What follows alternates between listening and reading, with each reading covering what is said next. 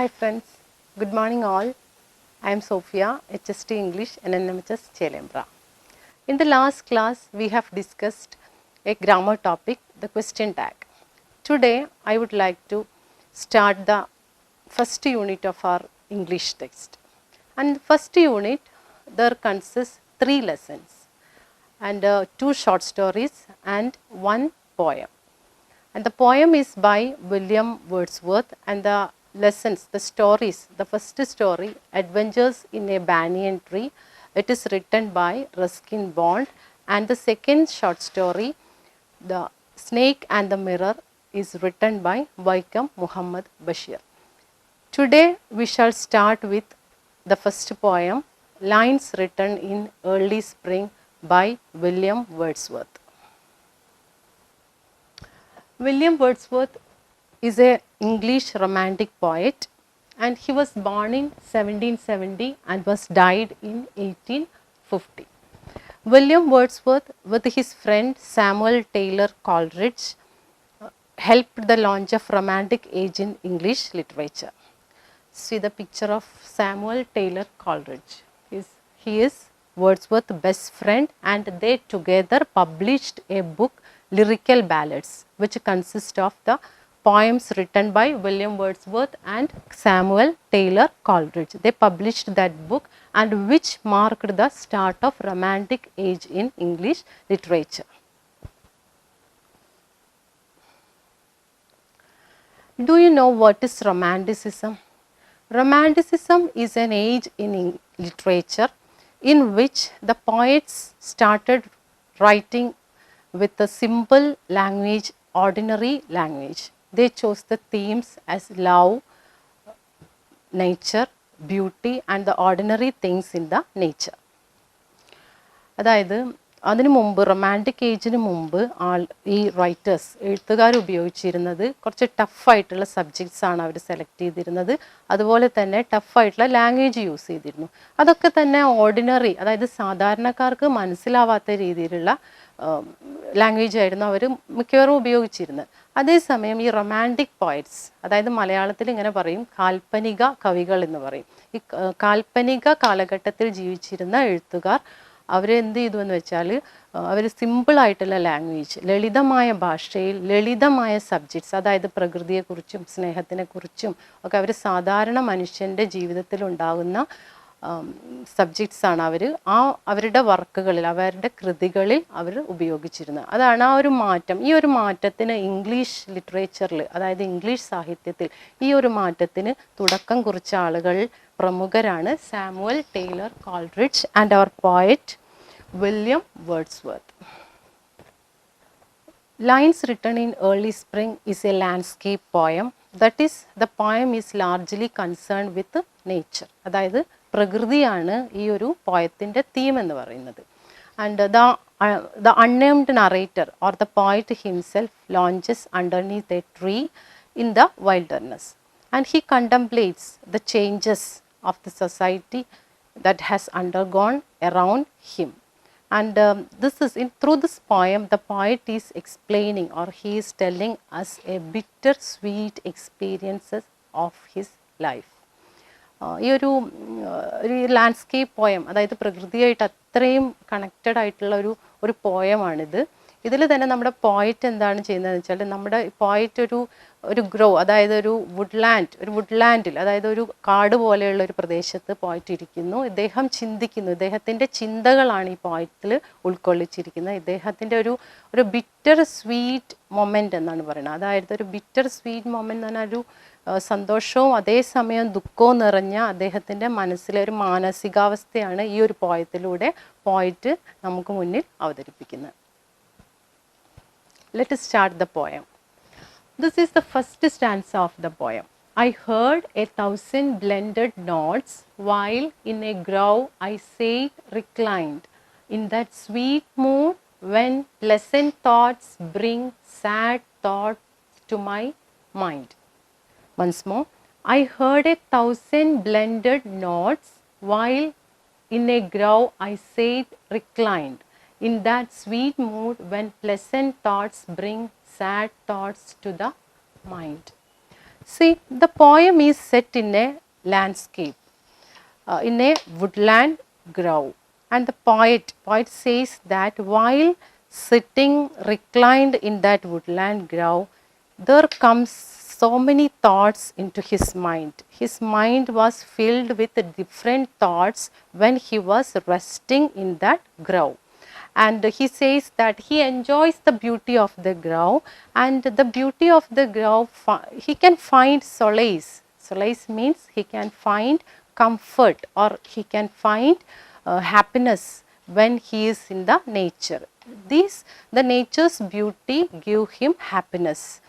And the same beauty, he says that the same beauty of the nature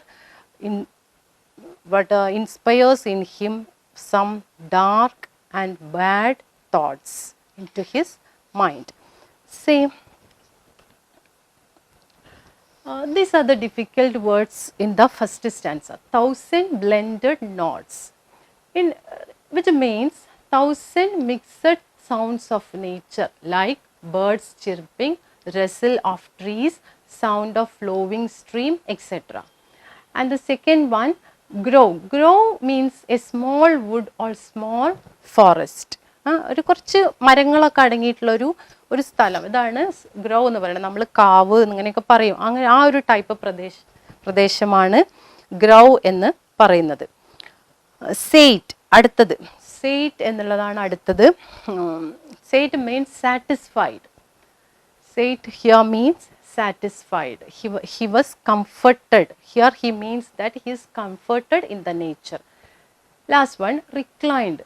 Reclined means leaned or lay back in a relaxed position or resting. Reclined, നമ്മൾ ചാരി വിശ്രമിക്കില്ലേ, ഇതിനാണ് recline ചെയ്യുക എന്ന് പറയുന്നത്. Reclined, leaned or lay back in a relaxed position or resting. He is calmly resting in that grove. See, while sitting in that grove, the poet says that he was surrounded with 1,000 blended notes in the nature. And 1,000 blended notes means 1,000 mixed sounds of nature. നമുക്കറിയാം ഈ പ്രകൃതിയിൽ നമ്മൾ കേൾക്കുന്ന ശബ്ദങ്ങൾ, the chirping of birds, പക്ഷികളുടെ ശബ്ദം, and the rustle of trees, മരങ്ങൾ കാറ്റിലിളകുമ്പോൾ ഉണ്ടാകുന്ന ഇലകളുടെയും മരങ്ങളുടെയൊക്കെ സൗണ്ട്. അതുപോലെ തന്നെ the sound of flowing stream, ഒഴുകുന്ന അരുവികൾ ഒഴുകുന്ന ശബ്ദം, ഇങ്ങനെ ഒരുപാട് നമുക്ക് ചുറ്റും ശബ്ദങ്ങൾ കേൾക്കാം. ഇതിനെയാണ് ഇവിടെ പോയിറ്റ് പറഞ്ഞിരിക്കുന്നത് 1,000 blended notes. The poet is surrounded, while sitting in the grove, the poet is surrounded with 1,000 blended notes. And then in a sad recline, in that sweet mood when pleasant thoughts bring sad thoughts to the mind, in that nature he feels very happy and comforted in that grove. The poet feels very happy, he is enjoying the nature, he feels very happy in the nature.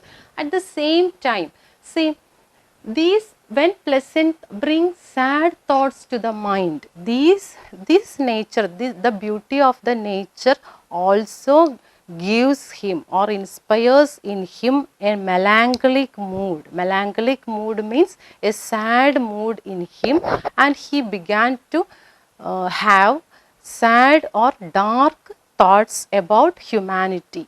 ഈ ഒരു പ്രകൃതിയിൽ ഇദ്ദേഹം അതുമായിട്ട് ലയിച്ചിരിക്കുന്ന സമയത്ത്, അതായത് enjoy ചെയ്തിരിക്കുന്ന സമയത്ത് ഇദ്ദേഹത്തിൻ്റെ മനസ്സിലേക്ക് ആ ഒരു സന്തോഷം മാത്രമല്ല, അതോടുകൂടി തന്നെ എന്താണ്, there comes dark thoughts. Dark thought means sad thoughts, കുറച്ച് സങ്കടം നിറഞ്ഞ ചില ചിന്തകളും കൂടെ. ഈ സങ്കടം നിറഞ്ഞ ചിന്തകൾ എന്ന് പറയുന്നത് these sad thoughts about humanity, മനുഷ്യനെ പറ്റിയിട്ട്, ഈ മനുഷ്യനെ പറ്റിയിട്ടുള്ള ചില ദുഃഖകരമായിട്ടുള്ള ചില ചിന്തകൾ കൂടി ഇദ്ദേഹത്തിൻ്റെ മനസ്സിലേക്ക് കടന്നു വരുന്നു. I think it is clear to you. I heard 1,000 blended notes while in a grove I sat reclined in that sweet mood when pleasant thoughts bring sad thoughts to the mind. 1,000 blended notes, it is clear. I think 1,000 mixed sounds of nature. പലതരം ശബ്ദങ്ങൾ പ്രകൃതിയിലെ. Grow, a small wood or small forest. Third one, sate. Sate means satisfied or comforted, സംതൃപ്തമായിട്ടിരിക്കുക. reclined, leaned or lay back in the relaxed position or resting. He is relaxing or resting in the grove. Shall we move on to the second stanza?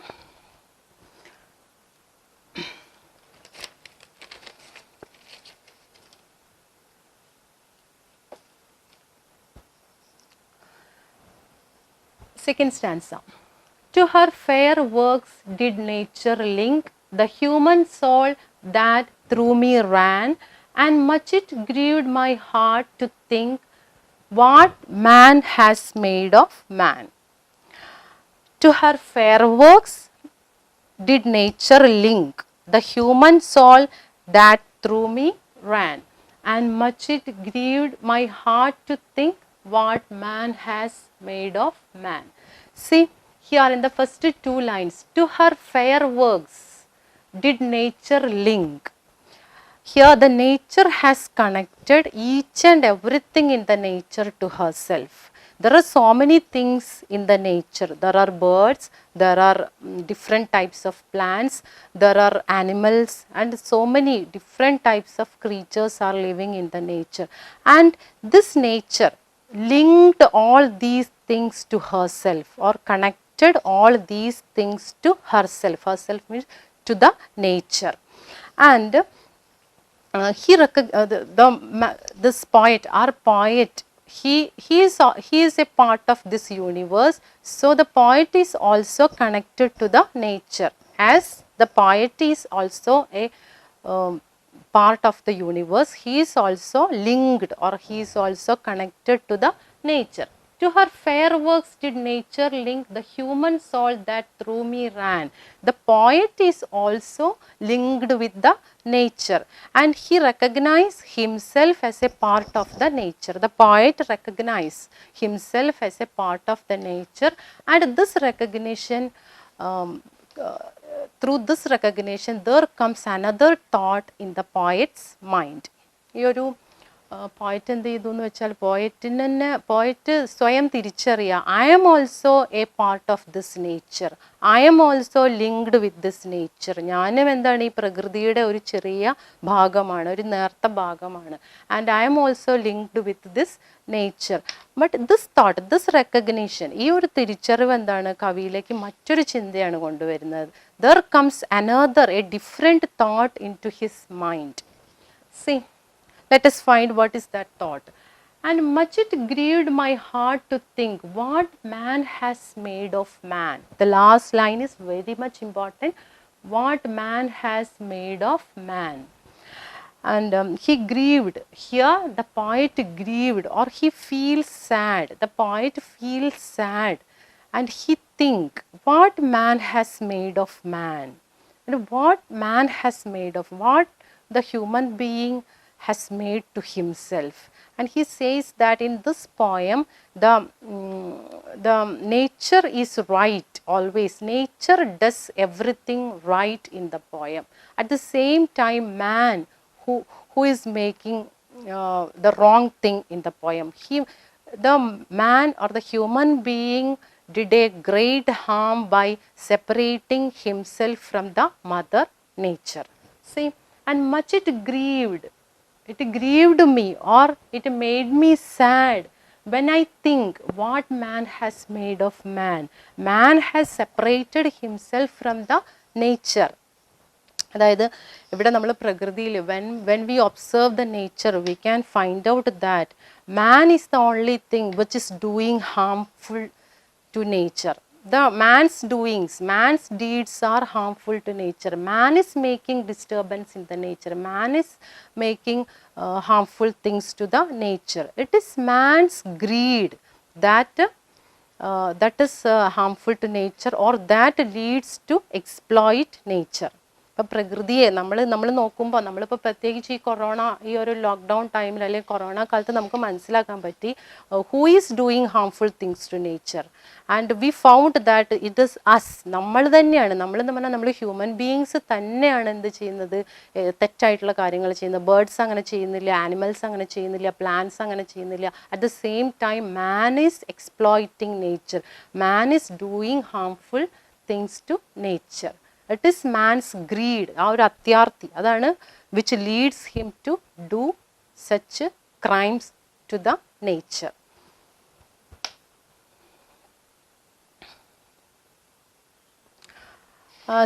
There are 3 difficult words in the second stanza. To her fair works. This expression, which means to nature's right doings. To her. Here her means nature. To her means to nature's, prakrtiyude fair works, right doings. And we found that nature always do the right things at the right time. Okay. And here nature's fair, her fair works means to nature's right doings. Grieve. Grieve means feel intense sorrow. Sad ആവുക, നമ്മൾ വിഷമാവുക, sad ആവുക എന്നുള്ള meaning ആണ് grieve. Grieve ചെയ്യുക പറഞ്ഞാൽ വിഷമിക്കുക, become sad. What man has made of man? Man disputed the harmony of nature. Man's wrongdoings. Here this means man's wrongdoings. Here the nature's right doings and here the man's wrongdoings. മനുഷ്യൻ്റെ തെറ്റായിട്ടുള്ള പ്രവൃത്തികൾ. ഇതിനെയാണ് ഇവിടെ what man has made of man. This is the third stanza of the poem. Through primrose tufts in that green bower, the periwinkle trailed its wreaths, and this my faith that every flower enjoys the air it breathes. This is the third stanza of the poem. Through primrose tufts in that green bower, the periwinkle trailed its wreaths, and this my faith that every flower enjoys the air it breathes. In this third stanza, the poet observes the nature at its peak, in all its splendor and beauty. He closely observes the nature. The poet closely observes the nature. And he says, he describes the periwinkle. Periwinkle trails its branches through the grass. Let us find what is periwinkle and primrose. See, these are some, we don't know which plant is this. Primrose. Primrose is a wild plant which has pale yellow flowers. This is primrose, which has a pale yellow color. It is a plant, a beautiful plant which has pale yellow flowers. And another one, periwinkle. Periwinkle, it is an evergreen plant with small blue flowers. See, beautiful small blue flowers. This is periwinkle, and this one is primrose. Another difficult words, tufts. Tufts means bunch or collection. അതിൻ്റെ കൂട്ടം, പൂവിൻ്റെ ഒരു കൊല അല്ലെങ്കിൽ ഒരു കൂട്ടം എന്ന് പറയില്ലേ, tufts. And bower. Bower means a pleasant shady place under trees. Pleasant shady place under trees. ഒരു തണലുള്ള തണലുള്ള ഒരു സ്ഥലം, ഇതാണ് bower. Wreath. Wreath means an arrangement of flowers, leaves or stems. നമ്മൾ നല്ല എന്താ പറയുക, ഭംഗിയായിട്ട് പൂക്കൾ അറേഞ്ച് ചെയ്ത് വെച്ചിരിക്കുന്നതിനാണ് നമ്മൾ എന്ത് ചെയ്യുക, wreath എന്ന് പറയുന്നത്. Faith. Faith means belief. Faith means belief. In this stanza, through primrose tufts in that green bower, the periwinkle trailed its wreath, and this my faith that every flower enjoys the air it breathes.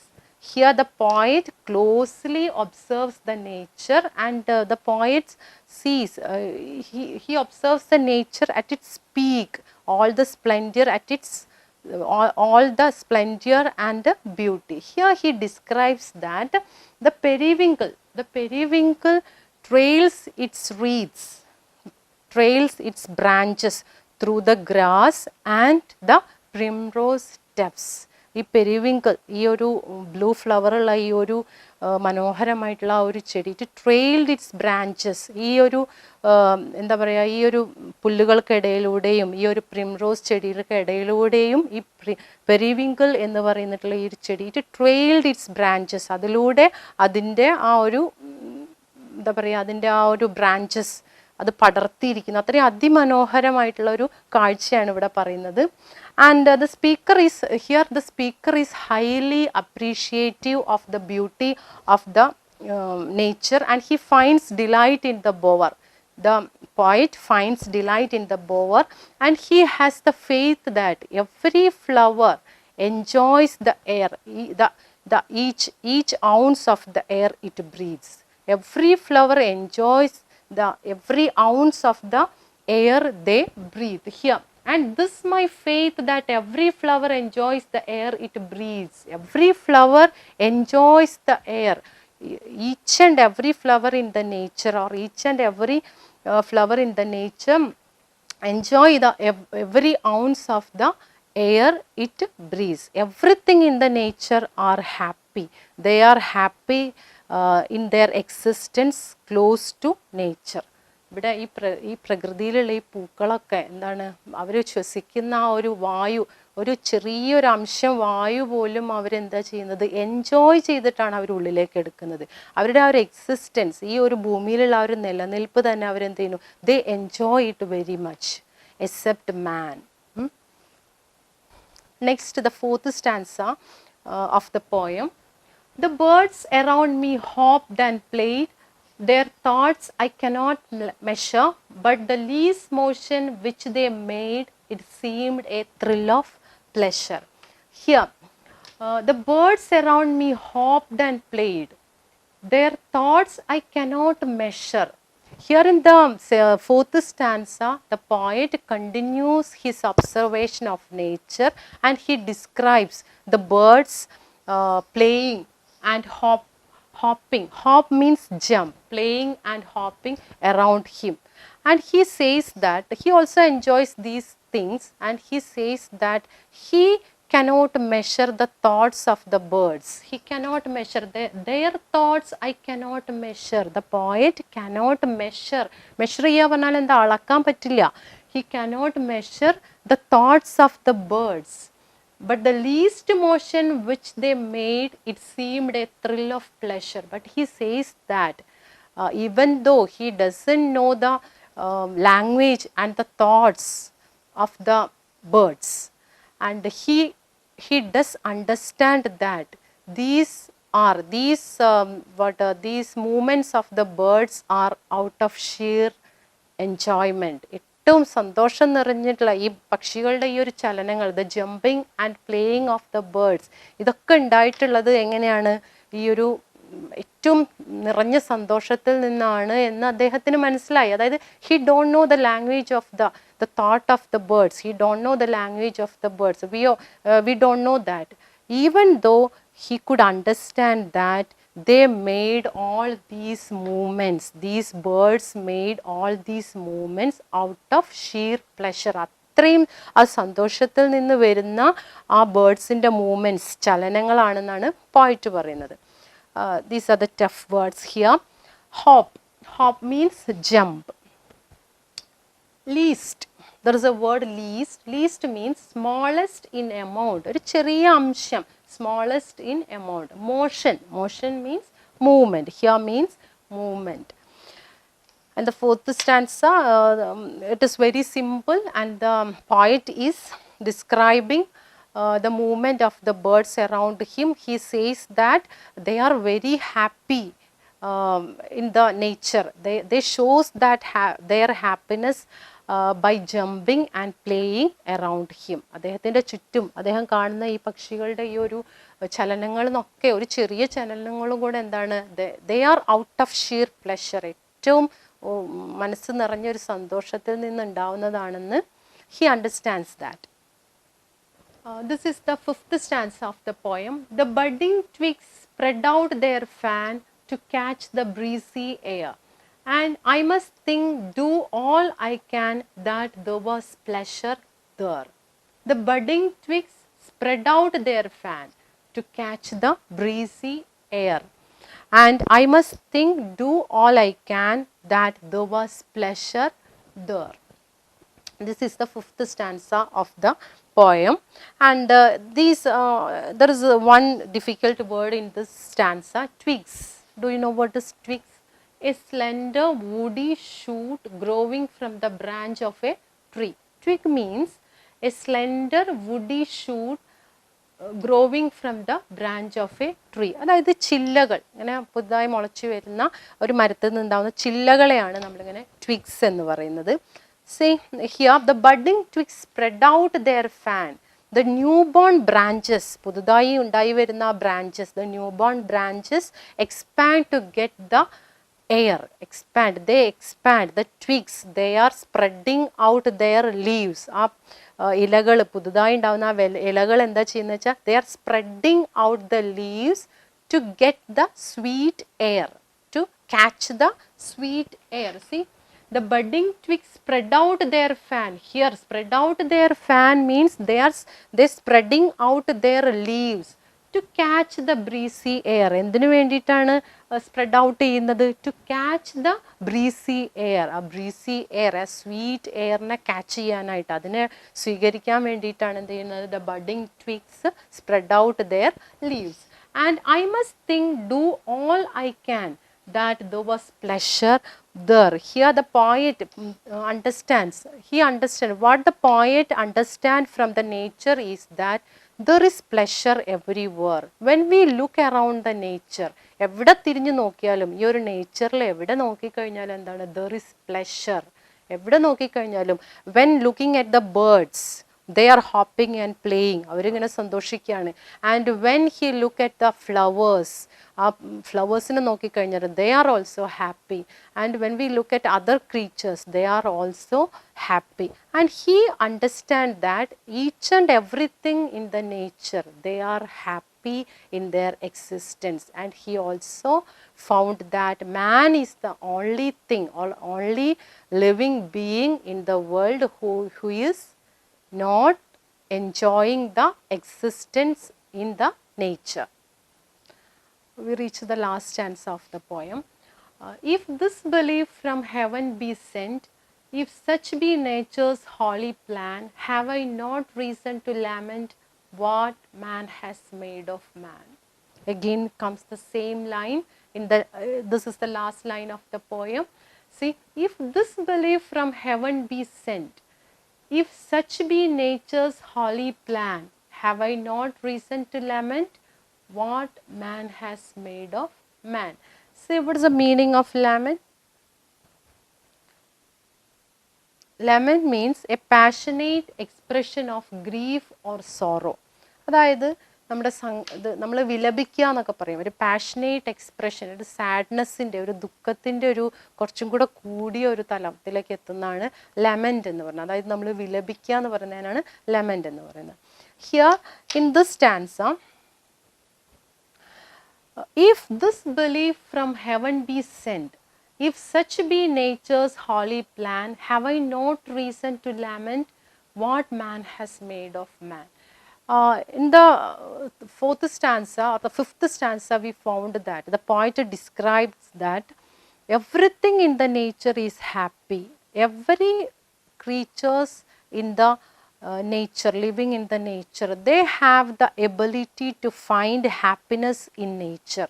They are happy. Everything, birds, the plants, the flowers, everything, they are happy in the nature. And he says that, he wonders, he know that, and he understands that, he understands that this ability, the ability to enjoy the development of life by the natural things or natural elements in the world, it is a plan of heaven, and it is sent from heaven. This ability of the living beings in the nature, the ability, which ability? The ability to find happiness. This ability, ആ ഒരു കഴിവ്, എല്ലാറ്റിലും സന്തോഷം കണ്ടെത്താനുള്ള ആ ഒരു കഴിവ്, which is sent from heaven. He says that that ability is sent from heaven. അത് ഇവിടെ നിന്നല്ല, അത് ഹെവനിൽ നിന്ന്, അതായത് സ്വർഗത്തിൽ നിന്ന് നമുക്ക് സെൻഡ് ചെയ്ത ഒരു കഴിവാണ്. അതായത് the ability to find happiness in the nature. And this is the holy plan of nature, and he understands that.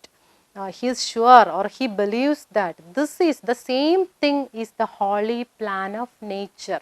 And he says, if it is that, if this is heaven and this is a message from the sent from the heaven, and he says that now he has a reason to lament. അപ്പം പോയിട്ട് പറയുന്നത് എന്താണെന്ന് വെച്ചാൽ now ഇതിങ്ങനെയൊക്കെ ആണെങ്കിൽ if this is the holy plan of nature or if this is the message send from the heaven, he has a reason to lament what man has made of man. അപ്പോൾ എനിക്ക് മതിയായ കാരണങ്ങളുണ്ട്. He has a good reason to lament. ഇങ്ങനെ വിലപിക്കാൻ എനിക്ക് മതിയായ കാരണങ്ങളുണ്ട്. എങ്ങനെ വിലപിക്കാൻ? What man has made of man. He questions what man has doing to himself. സ്വയം എന്താണ് ചെയ്യുന്നത്, and what man has doing to his fellow beings, and what man has doing this to nature by separating from such joy. ഇത്രയും സന്തോഷം നിറഞ്ഞ ഇത്രയൊരു സന്തോഷം അനുഭവിക്കുന്നതിൽ നിന്ന് എന്തിനാണ് മനുഷ്യനിങ്ങനെ സ്വയം മാറ്റി നിർത്തപ്പെടുന്നത്, അല്ലെങ്കിൽ മറ്റുള്ള മനുഷ്യരെ ഇതിൽ നിന്ന് മാറ്റി നിർത്തുന്നത്? ആൻഡ് അതാണ് പോയിട്ട് ചോദിക്കുന്ന, അവസാനം ചോദിക്കുന്ന, he is very sad and asking the touching question, what man has made of man. That is the poem.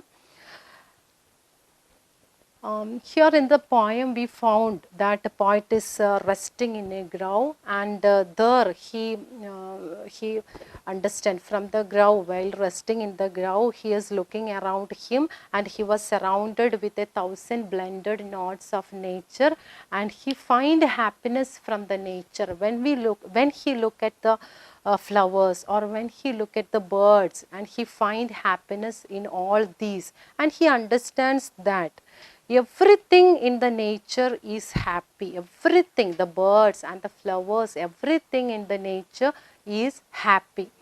And it is man, only man, who is making all the disturbance in the nature.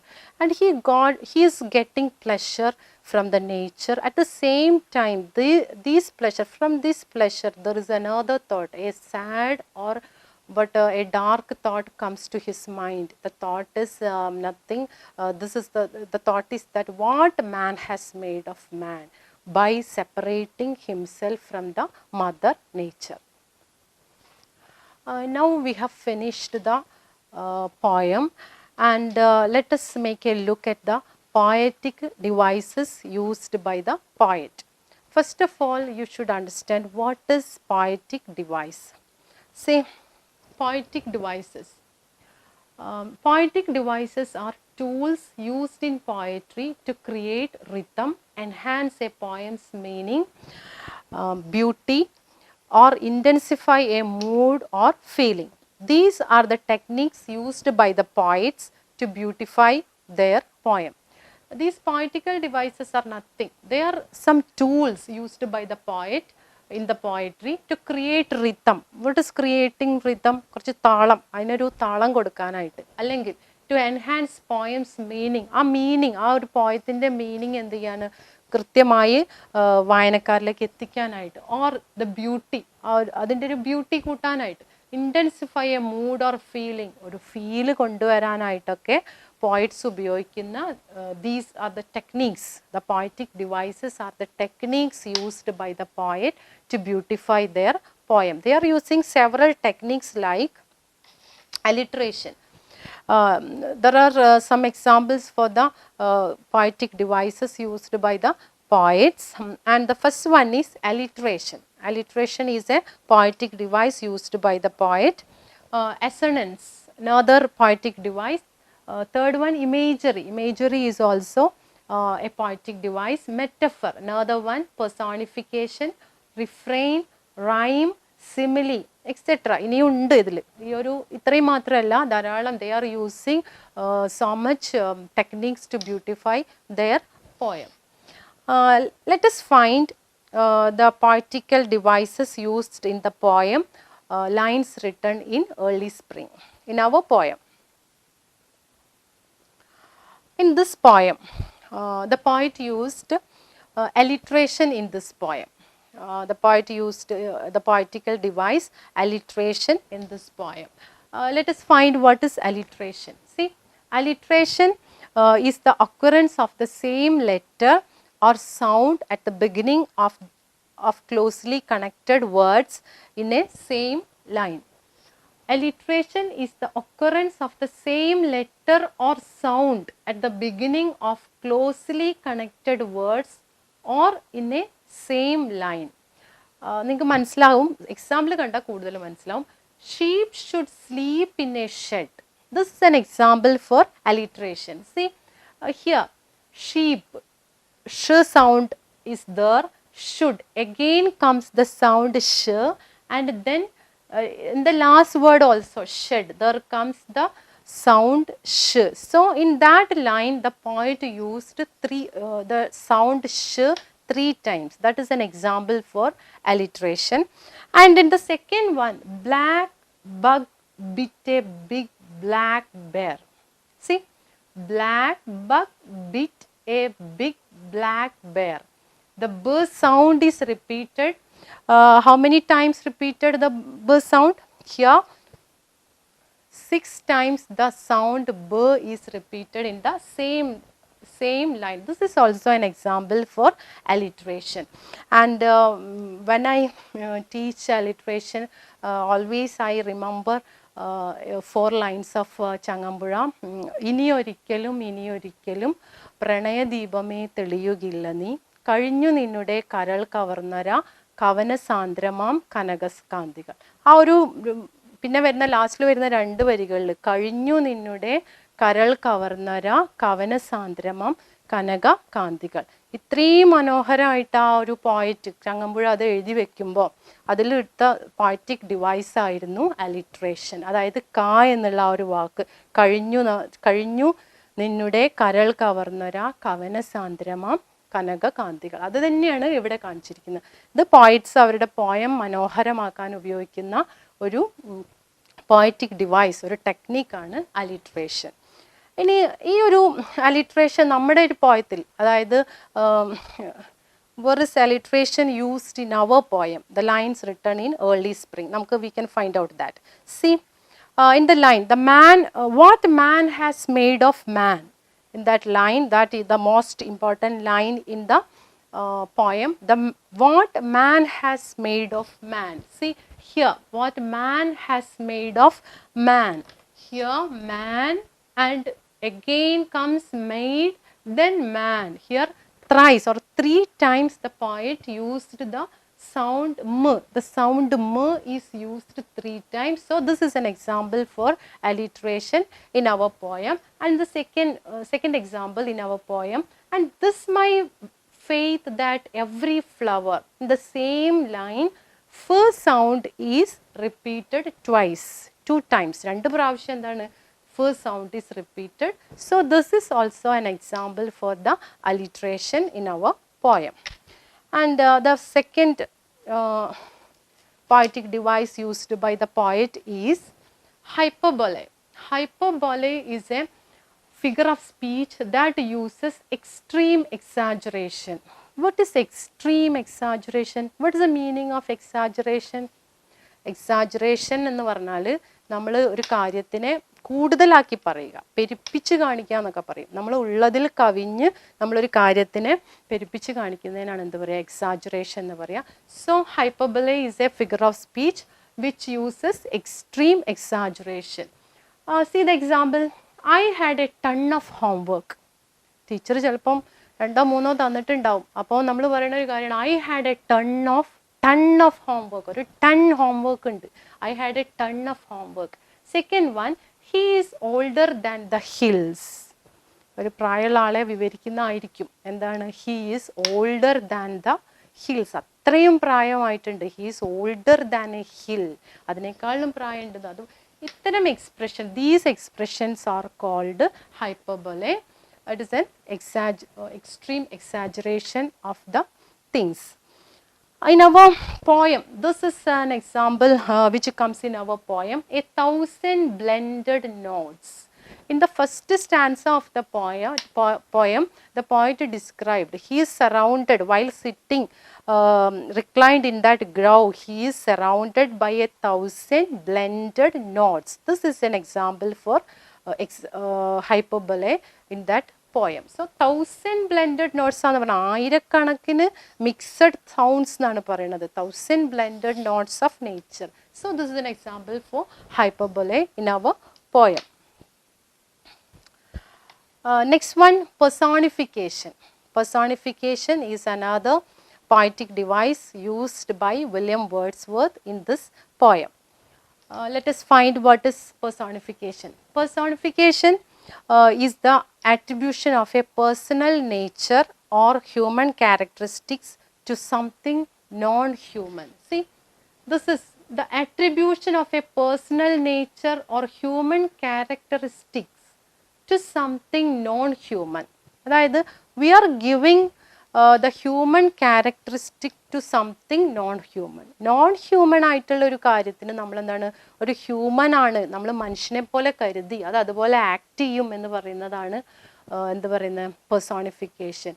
For example, rain is drumming on the glass. ഇപ്പോൾ rain is drumming on the glass. മഴ പെയ്യുന്ന സമയത്ത് എന്താണ്, വിൻഡോൻ്റെ മുകളിൽ വന്ന് മഴ വീഴും. അപ്പോൾ റെയിൻ ഈസ് ഡ്രമ്മിങ്, അവിടെ ഡ്രം ചെയ്യാണെന്നാണ് പറയണത്. അപ്പോൾ റെയിൻ സാധാരണ എന്ത് ചെയ്യാറില്ല, ഡ്രം ചെയ്യാറൊന്നുമില്ല, അത് മനുഷ്യനാണിത് ചെയ്യുന്നത്. അപ്പം മനുഷ്യനെ പോലെ കരുതി ആ ഒരു ക്യാരക്ടറിസ്റ്റിക്, ആ ഒരു സ്വഭാവം റെയിൻ ഉണ്ട് എന്ന് പറയാം. Like that another example, lightning danced across the sky. Lightning danced across the sky. How beautifully the writers writing such lines. Lightning danced across the sky. ആകാശത്തിൽ എന്താ ചെയ്യുന്നത്, ഈ ലൈറ്റ്നിങ് ഡാൻസ് ചെയ്യുക, മിന്നൽ ഡാൻസ് ചെയ്യുന്ന പോലെ എന്നാണ് പറയുന്നത്. Like that the moon smiled at the stars. Moon ആരുടെ നേരെ സ്മൈൽ ചെയ്യണത്, moon smiled at the stars. These are also examples of personification. In our poem,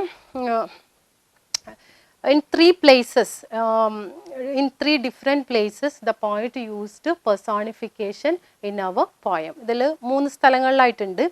ഒന്ന്, to her fair works did nature link. കണ്ടോ, to her fair works did nature link. ഇവിടെ എന്താണ്, to her fair works. To her fair works means that I told you earlier, to nature's fair works, പ്രകൃതിയുടെ fair works. She linked, nature linked each and everything in the nature. Nature linked each and everything to herself in the nature. In the second example, this my faith that every flower enjoys the air it breathes. And this my faith that every flower enjoys the air it breathes. Here, this my faith, every flower enjoys the air it breathes. പൂക്കളൊക്കെ എന്ത് ചെയ്യാണ്, all the flowers they are enjoying the air, every ounce of air that breathes. In the third one, the budding twigs spread out their fan to catch the breezy air. Here also the personification used, the budding twigs. ഈ budding twigs എന്താ ചെയ്യുക, they spread out their leaves, അവരുടെ ഇലകളെ ഇങ്ങനെ spread out ചെയ്തിരിക്കുക, to catch the breezy air, ആ breezy എയറിനെ catch ചെയ്യാനായിട്ട് they spread out their leaves. So in 3 places, 3 lines, the poet used personification. Wordsworth used personification in our poem. Next one, imagery. I think you are familiar with imagery and it is very simple. Imagery means to use figurative language to represent object, actions and ideas in such a way that it appeals to our physical senses. It is the use of figurative language. Figurative language means it is the use of decorative language.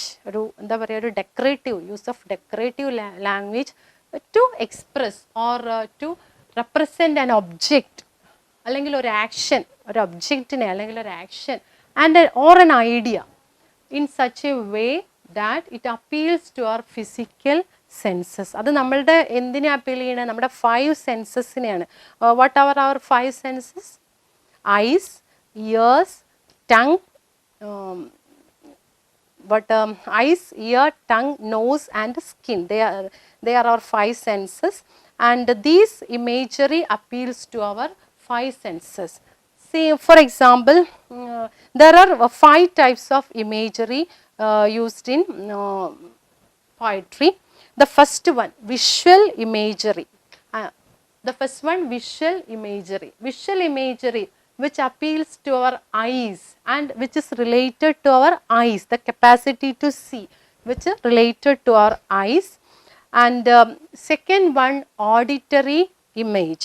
In the auditory image that appeals to our ears, നമ്മുടെ ഇയേഴ്സിനെ നമ്മുടെ കേൾവിയായിട്ട് ബന്ധപ്പെട്ട് that appeals to our hearing capacity which is appeals to ears.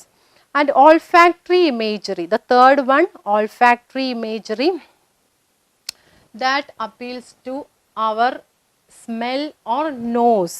അത് നോസുമായിട്ട് ബന്ധപ്പെട്ട images ആണ് olfactory imagery. And gustatory imagery which is related to our sense of which is related to tongue and our sense of taste. And the fifth one is tactile imagery. Tactile imagery which is related to our skin, our touch, the ability of our to know tactile imagery which is related to our skin, the last one. So there are 5 imagery. First one, visual imagery. Second one, auditory imagery. Third one, olfactory imagery. Fourth one, gustatory imagery. And the fifth one, tactile imagery. Let us find the visual images used in the poem. See, the grove, the green bower, the primrose and periwinkle, etc. These are the visual images used in the poem. When we read the word, the grove, there comes a picture of grove in our mind's eye. We are seeing the grove. So this is a visual image. And the green bower, ആ തണൽ നിറഞ്ഞ പച്ചപ്പ് നിറഞ്ഞ ആ ഒരു തണൽ പ്രദേശം, അതെന്താണ്, when we read this that place comes to our mind. നമ്മളെപ്പോഴോ കണ്ട ആ ഒരു പ്രദേശം നമ്മുടെ മനസ്സിലേക്ക് എത്തുന്നത്. This is also an visual image. And primrose, primrose is a plant having yellow flowers. And periwinkle, another evergreen plant having blue color flowers. All these are examples of visual images in the poem. And there are also auditory image used in the poem. Here, auditory image, I heard 1,000 blended notes. This is an example for auditory image in the poem. Now we have finished the discussion of the poetic devices used in the poem, lines written in early spring. Let us discuss the textual questions and answers. The first question in the textbook is that, what does the expression I sat reclined indicate about the poet's mind? This is the first question in the poem. What does the expression, what does it mean, I sat reclined? What is the meaning of this sentence? The answer is that the poet is in a peaceful state of mind, or he is very comfortable sitting in the grove. Here, I sat reclined. We discussed that sat means satisfied, and this expression means that the poet is in a peaceful state of mind. The poet is very calm and he is very happy, and he is sitting in that grove and he is enjoying the nature very much. That is the meaning of this expression. In the second question, why does the poet feel sad while reclining in the grove? In the first stanza, we found that the poet is very happy sitting in the grove. At the same time, these happy thoughts, these happy things, the beauty of nature also inspires a sad thought in his mind. ഒരു അതോടൊപ്പം തന്നെ ആ ഒരു സന്തോഷം മനസ്സിലേക്ക് വന്ന അതോടൊപ്പം തന്നെ ഒരു എന്താ പറയുക, ഒരു ഡാർക്ക് തോട്ട്, ഒരു സാഡ് തോട്ട് കൂടി അദ്ദേഹത്തിൻ്റെ ഉള്ളിലേക്ക് വരുന്നുണ്ട്. അതെന്താ കാര്യം? There are sad thoughts in mind, that is why he feel sad. അതുകൊണ്ടാണ് സാഡ് തോട്ട്സ് വന്നതുകൊണ്ടാണ് ഇദ്ദേഹം he felt sad. And what is the reason behind this is that he think of man, he think about man, and what is the man doing to himself. He think about that and he feels very disturbed. The third question, how does the poet associate himself with nature? Answer is that the human soul is linked with nature. He recognizes himself as a part of nature. How does the poet connect himself? The meaning of the third question is that how does the poet connect himself with nature? എങ്ങനെയാണ് ഈ പോയിറ്റ് അദ്ദേഹത്തിനെ സ്വയം നേച്ചറുമായിട്ട് ബന്ധപ്പെടുത്തുന്നത്? And he recognized that he is also a small part in the universe, and he finds that he is also linked or connected with the nature. Fourth one, and much it grieved my heart to think what man has made of man. What do these lines convey? The most important line in the poem. And much it grieved my heart to think what man has made of man. What is the meaning of these lines, or what do these lines convey? What is the meaning which convey to us?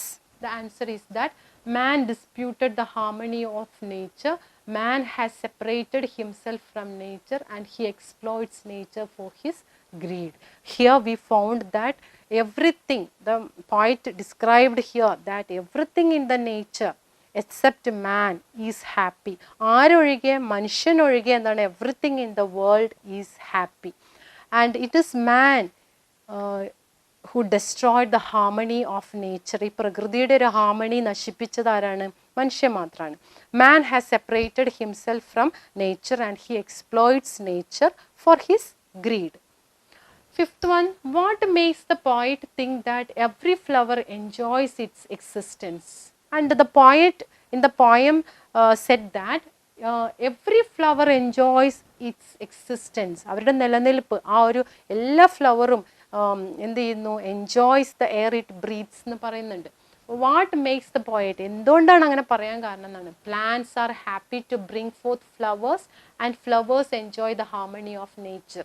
Here in that stanza, poet described us that the flower, the periwinkle and the primrose, the periwinkle trails its trees through the primrose and the grass, and he found they are very happy and they are enjoying each ounce of the air they breathe.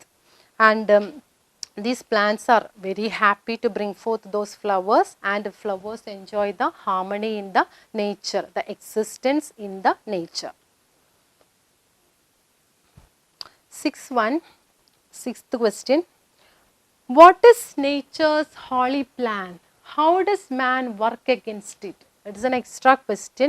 I think it is a important question that is not in the textbook. What is nature's holy plan? How does man work against it? What is the holy plan of nature? See, nature fills everything with pleasure. Man does not realize this holy plan of nature and did harm by separating himself from such joy. Here, nature's holy plan is that nature filled everything with pleasure. That is nature's holy plan. Everything in the world, in the nature is happy. But man does not realize the holy plan of nature, and he disputed the harmony of nature by separating himself from such joy. Seventh one, have I not reason to lament what man has made of man? What is the mood of the poet in these lines? Here the poet says, have I not reason to lament what man has made of man? എനിക്ക് ലമെൻറ്റ് ചെയ്യാൻ, അതായത് എനിക്ക് എന്താ പറയുക, സങ്കടപ്പെടാനായിട്ട് കാരണങ്ങൾ ധാരാളം ഉണ്ടെന്നാണ് പറയുന്നത്. What man has made of man. What is the mood of the poet in these lines? What is the mood of the poet? What is in his mind? Is he happy? No, the poet is not happy in these lines. Melancholy is the mood in the poet. Melancholy means sad. Sad mood. He is in a sad mood. He is grieving, and he is asking the question, what man has made of man? The last question is that, what is the lesson that man should learn from nature? What is the lesson that man should learn from nature? പ്രകൃതിയിൽ നിന്ന് നമുക്ക് ഉൾക്കൊള്ളാവുന്ന ഒരു പാഠം എന്താണെന്നാണ് ചോദ്യം. Nature, here the nature is a source of comfort and joy for man. Live close to nature, which is the thing we can study from nature. Nature is a source of comfort and joy for man, for everything, and live close to nature. That is the lesson man should learn from nature. പ്രകൃതിയിൽ നിന്ന് നമ്മൾ പഠിക്കേണ്ട ഒരു പാഠം ഇത് തന്നെയാണ്. Live close to nature. Live close to everything. The plants, the birds, animals, they are living very close to nature except man. ആരൊഴികെ? മനുഷ്യനൊഴികെ. So live close to nature is the lesson man can learn from the nature. That is the answer for the 8th question. And these are the important questions and answers. And there is another one. We shall find out the rhyme scheme of the poem. This is an important question in the examinations. The rhyme scheme of the poem. Let us find out the rhyme scheme of the poem. This is the first stanza of the poem. I heard 1,000 blended notes while in a grove I sat reclined in that sweet mood when pleasant thoughts bring sad thoughts to the mind. See, how can we find out the rhyme scheme? Look at the last word of each line. In the first line, I heard 1,000 blended notes. And notes is the last word of the first line. And in the second line, while in a grove I sat reclined. Here, reclined is the last word of the second line. And in the third one, thoughts. Thoughts is the last word of the third line. In the fourth line, mind is the last word. And look at these words and the notes. And look at the last, find out the last sound of the last word. Not the last letter. നമ്മൾ പറയണത് letter അല്ല, അക്ഷരമല്ല പറയണത്. Last sound of the last word. Here, notes is the last word and s is the sound. Notes. S is the sound of the last word of the first line. So we can give a name A for this. S sound, and A is the name for the first line. And in the second line, reclined. D is the last sound in the second line. D is the last sound which is different from the first line. So we give the name B. ഇത് ഒന്നാമത്തെ ലൈനിലെ last sound അല്ലല്ലോ, വ്യത്യാസം ഉണ്ടല്ലോ. അതുകൊണ്ട് നമുക്ക് അതിന് മറ്റൊരു പേരിടാം, ബി എന്ന് പേരിട്ടു. In the third one, thoughts. ഈ തോട്ട്സ് വരുമ്പോഴേക്കും S is the last sound. So which is similar to the first line. ഈ മൂന്നാമത്തേലെ ലാസ്റ്റ് സൗണ്ട് എന്ന് പറയുന്നത് ഫസ്റ്റിലെ ലാസ്റ്റ് സൗണ്ടിന് സിമിലർ ആണ്, ഒരുപോലെയാണ് അല്ലേ. So again the name A. In the fourth one, mind. D is the last sound of the fourth line and which is similar to the second line. So again we give the name B. So AB is the rhyme scheme of the poem. Here the poem, in this poem, AB is the rhyme scheme of the poem. It is very simple. Simply looking at the last words of each lines and find out the last sound of each line and give these names. Here AB is the rhyme scheme. In all the stanzas, throughout the poem, the poet used this rhyme scheme in the poem. In some poems, they are using different rhyme schemes in different stanzas. But in this poem, the poet used the same rhyme scheme throughout the poem. Let us find out the rhyming words. These are the rhyming words in the poem. Do you know what are rhyming words? Rhyming words are the pairs of words which have the same ending sound. See here, notes and thoughts. While checking the, we found here notes and thoughts, the same ending sounds. These are a pair of ഒരു ജോഡി വാക്കുകളല്ലേ, pair of words which have the same ending sound. So notes and thought, a rhyming word, and here reclined and mind, another rhyming words used in the poem. See, notes, thoughts, reclined, mind, link, think, ran, man, bower, flower, reads, breathes, played, made, measure, pleasure, fan, can, air, there, scent, lemon, plan, man. These are the rhyming words used in the poem.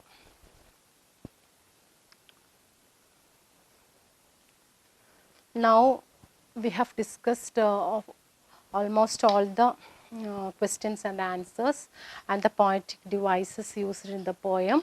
And the textual questions and answers are very much important because in the examinations they are asking the same question in the exams. നമ്മൾ ഒരു short സ്റ്റോറിയിലൊന്നുള്ള പോലെയല്ല, പോയത്തിൽ മിക്കവാറും ചോദിക്കുന്നത് same questions are asking in the exam. So very important, the questions and answers are very important and the poetical devices used is also very important. And with that you can also study the rhyme scheme of the poem and rhyming words used in the poem, which is also very simple. And another possible question is that make an appreciation of the poem. That is also a sure poem in the exams. Sorry, sure question in the exams. Appreciation of the poem. How can we make a good appreciation of the poem? And for a good appreciation, we can at first, in the first paragraph, you can add an introduction to the poem. It is a must. Make an introduction to the poem, and after that you can write something about the poet. And in this poem we can write about William Wordsworth, and while we are writing about William Wordsworth, we can also it is a very must to add Samuel Taylor Coleridge with him. ഇവർ രണ്ടുപേരും ഒന്നിച്ചുള്ള poets ആയതുകൊണ്ട് അതും കൂടെ നിങ്ങൾ add ചെയ്യുന്നത് നല്ലതായിരിക്കും. And first the introduction of the poem, after that about the poet. You can write a small paragraph about the poet. After that you can write the summary of the poem. The summary of the poem. What is the poet describing in the first stanza? After that, what is he describing in the second stanza, in the third stanza? And you can write all these. After that, then you can discuss the poetical device. The fourth point is that you can discuss the poetic devices used in the poem. And in this poem, alliteration, hyperbole, personification, and you can add all these things, and you can also add the examples for that.